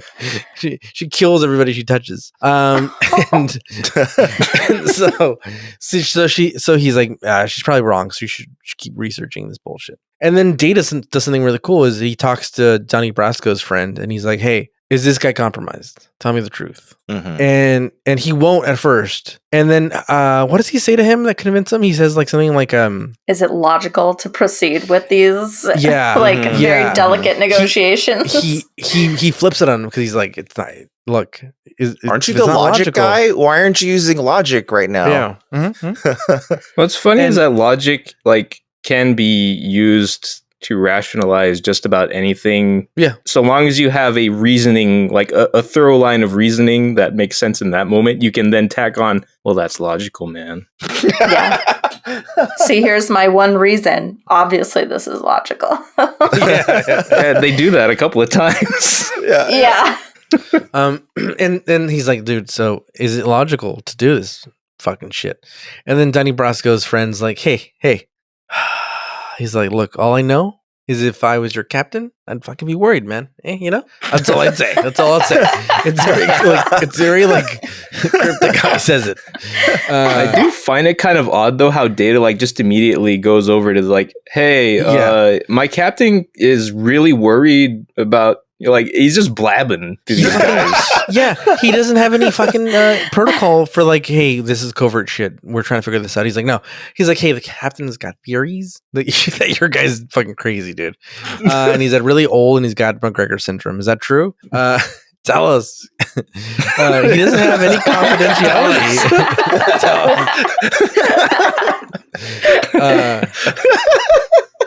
And then there's the what I was waiting for the whole episode is Picard and fucking Riker fucking yell, dude. Oh yeah. They finally and I like it because Riker's like, I don't get it. Like, everyone's protecting this fucking piece of shit, dude. We gotta confront him. Why are we being like tippy-toeing? Like, oh, because he's a good negotiator. Fuck this guy, dude. He's making us all angry. And they start fucking yelling at each other. And what's cool is that Picard had the wherewithal to be like, oh fuck, oh this is weird, and he's one that apologized right away. I thought that was kind of interesting, right? I was like, everyone else is just like, it's like ends in conflict, it's awful, and then like when Picard and Riker do it, Picard's like, you're right, okay. He has like the mental capacity to get through it. Picard's mind is strong. I know, dude. It does also help justify why he has to be the one later to, spoiler alert, do the mind meld. Because it seems like so far he's the only one who can actually go, wait a minute, I'm high on anger right now. I need to back off. I need to get off the Rage-a-Hall. I killed Wesley's dad, then I fucked Beverly, and he is my son. I expected that to be one of his rage fucking yell confessions. His rage confessions. And so he goes to see fucking Sarek's wife again. He's like, "Hey, what's up, baby?" And he's like, "Is he all right? Is he asleep?" He's like, "Oh, he's a little sick." So basically, he says like, "Hey, this guy's got Benji syndrome or McGregor syndrome," and he's like, "Not my husband, not this guy. This guy's doing well. Not my chair, not my problem," is what she says. No way. No way. And then Sarek comes out and basically this is where the shit goes down. And he's like, "Look, you're fucking sick, dude. And you don't fucking know it, dude. You're fucking old and you haven't tweezed your fucking eyebrows in like 100 years. You need to get your shit in order, man." And then he's like, ask your homie back there. Like, aren't you helping him? What's going on? And then Donnie Brasco's friend's like, "Yeah, dude, I've been using my telepathic power to put a top on it so you don't fucking spew fucking emotion everywhere, dude." And I'm going crazy. You're going crazy. We're all going crazy. And but at first the humanoid dude is like he's like, "Nah, there's nothing wrong here. Nothing to see here, pal." And I don't like him. At one point, they should have been like, "See, piece of shit. Next time you listen to us, you don't just go." I wish we got a little redemption with him. Like, I know. I don't like him. Like the Donnie Brasco character had redemption, and he's like, "Oh, well, he was just doing. Look, he was just trying to help." He thought he was doing the right thing. Yeah. Whereas the ambassador guy, I don't know. Yeah, but the other guy, he's probably the only weak point of the episode as a character. You look at him and you're just like, "What are you just? You're just the asshole." There's no other point to this he's character. Just an obstacle. He's like just the one to be the hard ass, overprotective. Like, because I guess like they couldn't make the Vulcan do it because like technically he's like giving it everything he's got to just keep Sarek together. Yeah. And so the next scene is Sarek is like, "Everybody away," and then it's just Picard and him, and they have what I like to call the Good Will Hunting scene. Oh, it's like they're talking, and at the end, this is how it breaks down. At the end, he basically goes, "It's not your fault." And he's like, "I know. And he's like, "I know. And he's like, "No, Will, it's not your fault." He's like, I know. And he goes on for a while, and then he it's the goddamn Good Old Hunting thing. He gets a little emotional. And then they realize like, "Yeah, oh shit. You're right. Like I am fucking." I thought of it. Dan would empathize with me. This felt like a Phoenix Wright interrogation breakdown scene where they're like kind of having a battle of wits, and it physically affects him. Yeah, that's true. Just like in a Phoenix Wright game. So I didn't think of that in the moment, but yeah, that totally tracks. We could lay some cornered on there. Because Sarek literally goes, "All right, essentially, let's have a logic battle." And they kind of like... Well, if you're having a logic battle, or if you're playing some logic chess, you want Ace Attorney investigations. Yeah. Oh, that's true, yeah. And fucking Sarek just starts yelling, "Illogical! Illogical!" Yeah. And he's like, "It's not your fault." And he's like, "Illogical." He's fucking lemon grabbing it, Yeah, dude. He's just breaking down. Yeah. And so he goes to Riker, and he's like, "I don't know what we're gonna fucking do, dude. Like this deal's gotta happen, and fucking this he's way too old. He should have retired a long time ago, but they elected him fucking president." And so he goes to see Sarek's wife, and he's like, "Hey, we gotta," and she's like, "This is like the one last thing, blah, blah, blah." And like, basically they convince Picard to let that this must happen when it could have waited another 100 years, dude. It's not that important. If it took 100 years and everything's fine, wait another 100 years. It's going to be fine again. It's all good, dude. And so Picard's like, "I got an idea, dude. We mind scissor and I give you my fucking stability and you're gonna be fine, dude. You're gonna make this deal." And then and he's like, "No, dude." He's like, "You're gonna go crazy, dude. You're gonna be spewing some crazy shit, dude. I don't think you're strong enough. You'll go crazy." And my thing is like, it's not that long. Like he goes a little crazy for like what, an hour or two? It's like a couple hours, yeah. Yeah, they should have put him in the fucking holodeck. Put him in like a padded room and be like, "Go crazy, dude." I mean, that would be... You could do that. He would be fine and safe, probably. And they probably would have needed to if like the negotiations went longer than they were expecting too. Like that's what I was saying about. It's like that negotiation ended fast. Yeah. They're like, "Are you cool? Are you cool? He's like, yeah. I was like, You've been talking about this for 95 years. Let's Yeah. just put the stamps on them now. yeah. Yeah. Who brought the notary? And it's like, I didn't. Oh, fuck, dude. Gotta wait. That's what took so long. So they, And then they finally, they- the Lagarans are divorced. and then he does the mind thing and he goes in there and does the fucking deal. And meanwhile, Picard's fucking yelling up a storm, dude. He's like, So He's Patrick yelling, he's Stewart, crying. He acts the is- shit out of that. this is moment, out of that amazing. scene. Yeah. this is one of the best acting scenes we've seen in the series so far. It's amazing. It's essentially doing like a really, really stream of consciousness monologue that Right. and somehow managing to connect all the emotions correctly. That's very difficult. Yeah. Yeah. But he is. handles it pretty gracefully. I was scared that Beverly was going to kill him. 'Cause she was left alone. She's with like him. ready. She's like, if he goes Yeah. too far, I'm going to fucking just jab him and he's out. Hit that switch. Yeah. Take Well, off life 'cause support. Beverly's known to just really fuck up shit and kill people. But he did it. He rode that wave of emotion, dude. yeah. And then she even yelled at him. She's like, Jean-Luc, you're Jean-Luc. Get your shit together, dude. Remember who you are. You killed my husband. And then you fathered Wesley, which is my theory, by the way. Is that he's Wesley's father and he just feels guilty because he killed his best friend, but he can't, it's tangled web. Yeah, Johnny Cash song. Yeah, exactly. So this is a great scene that like you guys were talking about. Like Picard really, what's his face? Picard Patrick Stewart. Stewart really goes for it, dude. Yeah. And then it's over in a few hours, and then they're like, all right, well, anyway, all's well that ends well, I mean, it's really cool because it's thematically, it ties together very well. Like he had missed an opportunity before to get close to Sarek and learn more about the great things he had done. And he was hoping this would be another opportunity. And he got way, way more than he thought he was going to get with the mind meld. You think when he left with a bad impression of him? He's like, oh, fuck, dude.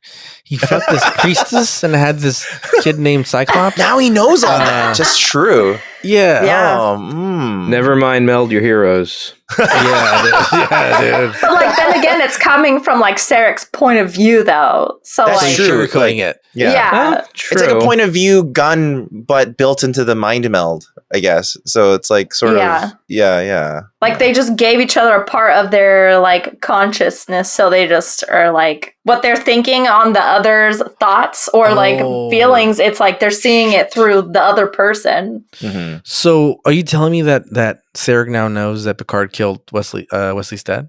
Or Wesley's? He would know all those things. He would know. You all would the know, but it secrets. would also share the compulsion to keep it a secret. Oh, okay. There it is. Yeah. And then, so they're saying their goodbyes in the transport station or whatever the fuck It's this great. is called. Oh, I love this scene. And this scene again, flirting with the fucking wife, dude, in front of Sarek, dude. He doesn't give a fuck, dude.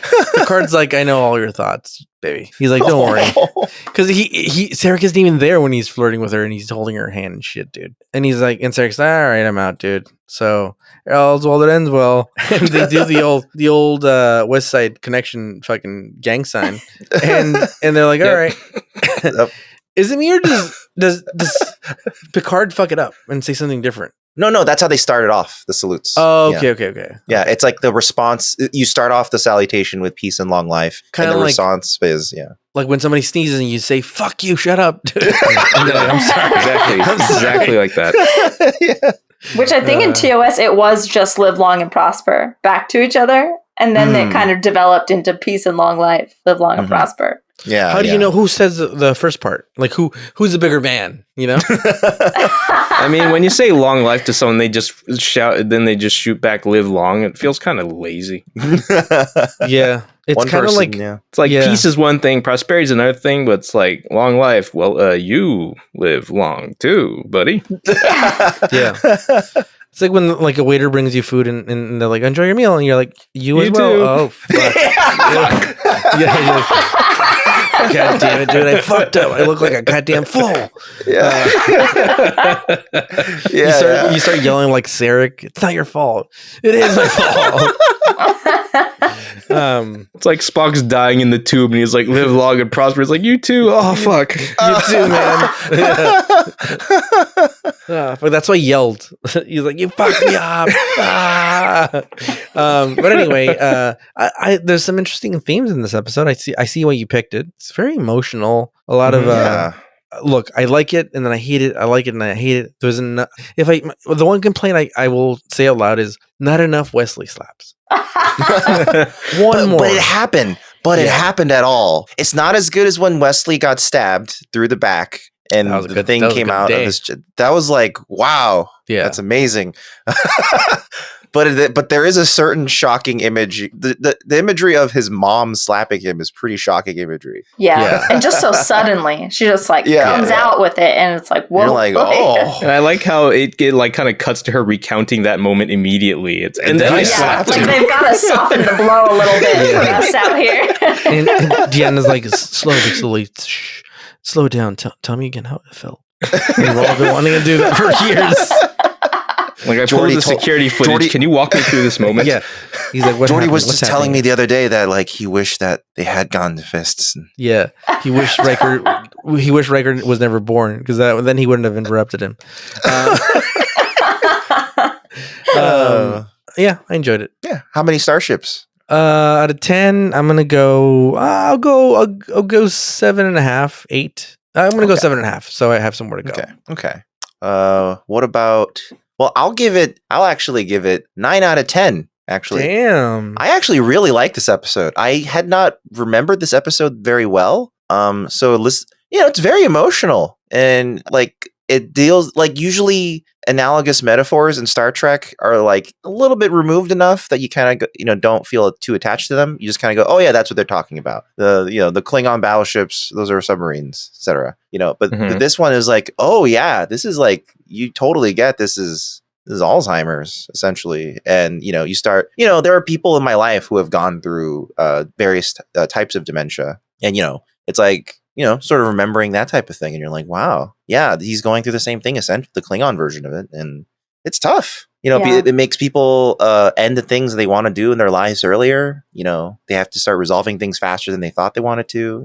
It's emotional. So yeah, I think usually Star Trek is like so like general. It's like usually more like the philosophical topics and stuff that you'd like ruminate on for a while. And this one is like a really personal like thing that a lot of people like are like, oh my God, that really hits me because like I've experienced it or I know someone who's experienced it. And it's like, it's one of those that just hit like a little bit, like just it hits your feels a little bit harder because you're just like, whoa, like it's focused more on a character instead of like a big moral. Yes, it's very character driven. A lot of Star Trek episodes are very concept driven. Not that that's bad. Yeah. Like Measure of a Man's very concept driven, but it's a fucking excellent episode. Yeah, it's actually my favorite episode of TNG. And it's, but that's a very concept driven episode, It's about, general morality around like what is a person, So that's they also get some extra mileage out of the fact that they bring in Sarek, that character specifically, to wrap this story up in, because it's like, well, here's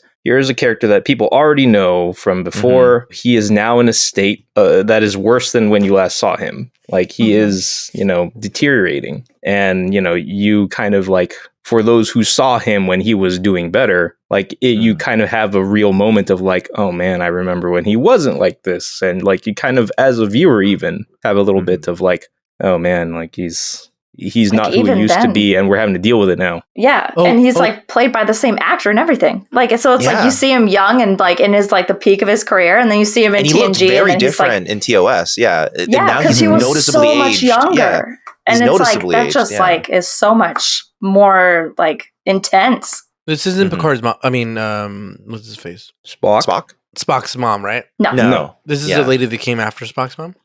Yeah, Spock's mom too.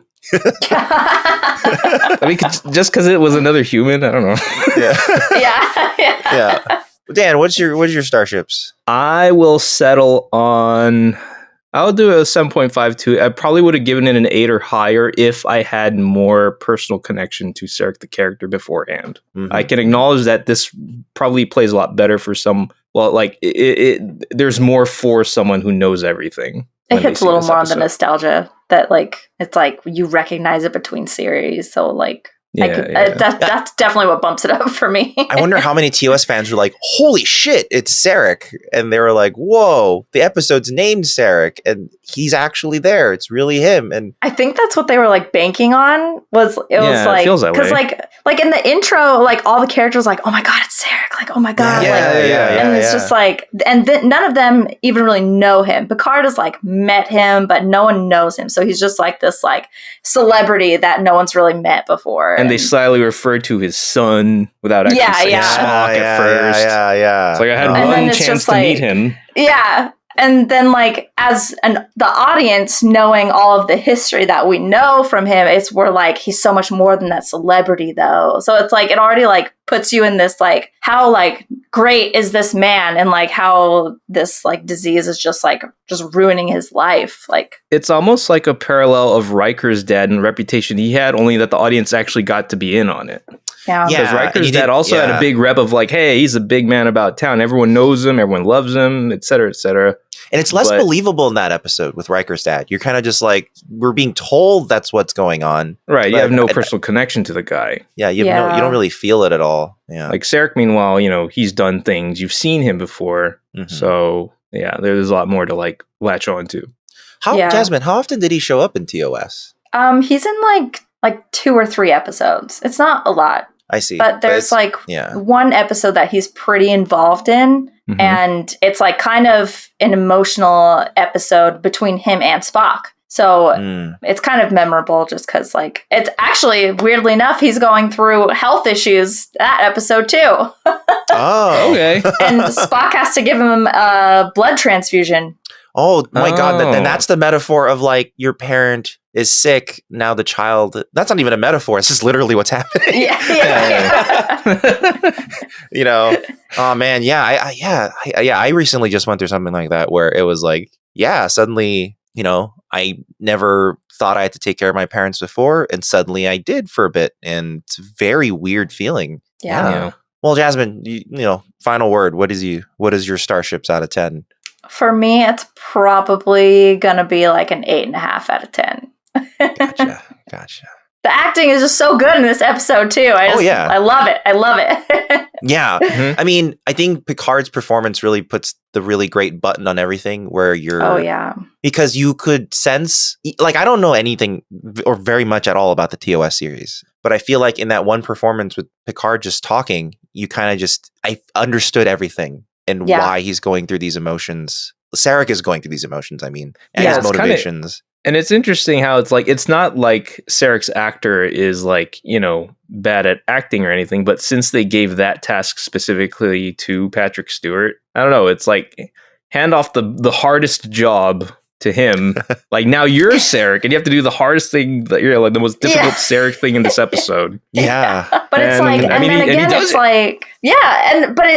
it's like all the things, that's what I love too, that it's like, it's all the things that Sarek like wants to say or wants to feel, but he can't. It's like, he just can't let himself do it. Yeah. So, cause it's just against who he is. And it's like almost like disgusting to him that he feels that at all. So like with Bendai just breaking him down and he's like, now I'm just like feeling all of this like past like regrets for not loving my family more and like everything, but he still just can't let himself like feel it because it almost disgusts him. But I do like how they end the episode where like they're like transporting and he does reach over and grab Perrin's hand and it's like, he's like, he's showing the feeling. So like, I almost thought that was like almost the upside of Bendai is that he no longer has to like, cause it seems like he was regretful that because of his Vulcan way of handling things, he could never truly tell Spock and his first wife how much he really loved them because he's not really supposed to, but it's almost like Bendai, if there's any upside to it in this context, it's letting him actually fully express how he feels about the people he loves. Yeah. You can But then learn a it's thing just or two like- from Cybok. Yeah. But From it's what like, I've do heard. Vulcans, I don't know if Vulcans are like, do they secretly like want to feel, but are just taught like, no, that's disgusting to you, emotions. But like, Yeah, is it once social they do feel or it, yeah, like is it like a social thing or is it inherited, you know? yeah, like, do I they think the secretly Kelvin want it? timeline has an opinion on it, but I'm not sure if people agree with it. Because Like- in the first J.J. Abrams Star Trek movie, like you see. Oh wait, no. Because the issue with Spock is that he's half, and so he kind of has to struggle a little more, right? With Yeah. that. With that, He has to work hard. So never mind.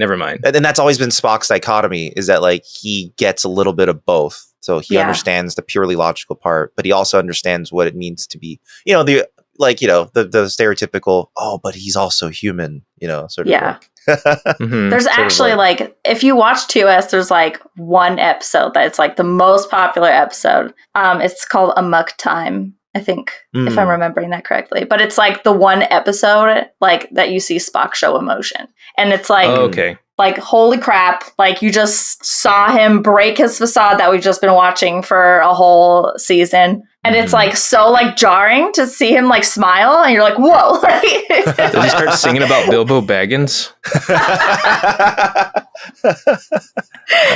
He does. He's like, "Wow!" And then he's like, "Oh, so." And then he just like tightens back Oh, up. and he's you're trying just to like- not. He's trying to not. Oh, that's funny. without giving like too much away. Although I don't know, you probably know this episode because it's so popular. But like the end, he's like so ecstatic over something that he just breaks it. He's like, "Oh my god, yes!" And he's so excited and he smiles, and it's like a weird smile. Does he talk like Jerry Lewis when he breaks the code of being logical when he gets happy? I mean, Like, the- going, like, he's all the noises. I mean, like Data did. yeah. Maybe Yeah, if he yeah, said yeah. more, I could see it getting up there.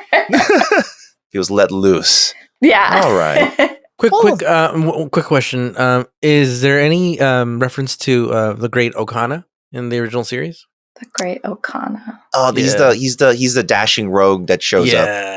He's like played a by the really Rocketeer. He's sexy pirate. Oh, Yeah, just a I don't pirate think guy. so. Yeah, Alright. I think he's a one-off. Yeah, I think he's a one-off I was- character. Yeah. Even in TNG, I think he's a one-off. Unfortunately. Yeah. They basically gave him that role because he was second in line to be Riker, and they're like, "Well, you're cool. Let's make a red episode for you." And then Yeah, so he's cool as hell. yeah. Well, Yeah. Sarek was cool as hell. I really enjoyed this episode. It was great. So yeah. Well, thanks for listening, everybody. Thanks for joining us, Jasmin. And if you guys have been listening, have enjoyed the episode, it'd be great if you could head on over to Spotify and give us a rating there. Wherever you're listening. If you're listening on Spotify, give us a rating there. If you're an Apple Podcasts, you can give us a review. No, if you're listening to us on Spotify, go specifically to Apple to leave a review. I mean, And that's vice actually versa. just go the other way around every time. Inconvenience yourself for us, Yeah, please. inconvenience yourself, please. And if you Show your love. Go to Podcast Addict, it's very hard to leave any reviews on that thing. So, so go there. I saw one Oh. once. Also, we expanded our podcast platform base, I guess, because Podbean let us. So we're also now on, of all things, Samsung podcasts. I don't know what Koreans are using that, but sure. And Podchaser. And Podchaser is popular. So yay, we're on Podchaser too. Although we were already on Podchaser as an RSS feed, but now I guess we're official, like accepted. I don't know what that means. We're there somewhere. You can look for Newbie Star Trek there Perfect. if you're annoyed by wherever you're listening to it now. But also, if you want to send us an email, you can email us at contact@newbiestartrek.com. That's contact@newbiestartrek.com. This week, got a letter from a dude. Oh, I shouldn't assume, but someone named Terrence. So Okay. here's what Terrence had to say. I found you guys on YouTube by watching the shorts and made me poop emoji my pants. I searched for Newbie on Spotify and found you. Listened to a couple of episodes and cracked up. Ricardo, when you explain the episodes, I think of that episode of Big Bang where Amy ruined Raiders for Sheldon. I have no idea what that means. You This do guy it likes- fun. This guy likes fucking 2.5 Men, probably 2, and I like that. He's a Chuck Lorre fan. I like this guy. You do it fun way. It cracks me up. Keep up the good work from Terrence. Thanks, Terrence. Terrence, thanks That's for very listening. sweet. Dude. I try, Yeah. dude. Sometimes I mess up things. I'm gonna do this. 95% of the time, it's not a bit. 5% of the time, it is a bit. The joy of being a newbie. Yeah. Yes, yeah. Also, I don't mean to speak for Ricardo, but he does say he is inebriated quite a bit when watching. So there has like he has explained to me every time he doesn't remember Deanna's name. This is real. Like he That's true. actually is forgetting. Yeah. But now I know it. Now I know it. It took me 3 seasons, but now I know the main cast, their name. Okay. You just you had just gotten used to Pulaski, and then she left. And then they pulled her away, and they brought back fucking Dr. Kevorkian of the Federation. Yeah. Oh Well, my Terrence, God. thank you for the email. No question this week. He just wanted to send an email. So Oh, thank you. there we go. All right. Well, if you've been liking the stuff we do so far, hopefully you like potentially other things we do, because we have another podcast called the Fugitive Frames Film Podcast, where it's got quite a library of things to talk about. So if you just wanted to check it out, some new stuff's going to come out eventually. But, until then, it's quite a little library. Next month, new episode. Stuff's coming out. And also, we have our YouTube channel, just Fugitive Games. That's it. Not The Fugitive Games. Fugitive Games on YouTube. And also, admittedly, we haven't been updating that too often, but we have some fun stuff there. If you want to check something out fun, maybe you could check out, what's a good LP for people to check out?